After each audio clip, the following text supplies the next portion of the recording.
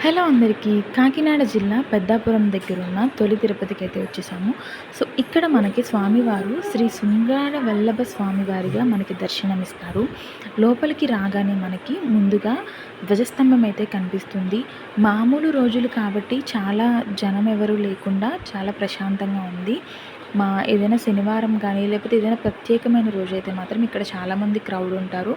ఇక్కడ ప్రత్యేకత నేను వినింది, ఇక్కడ ఒక బావి ఉంటుంది. బావిలో స్నానం చేస్తే సంతాన ప్రాప్తి కలుగుతుందని అయితే అంటున్నారు. నేను అది చూడలేదు.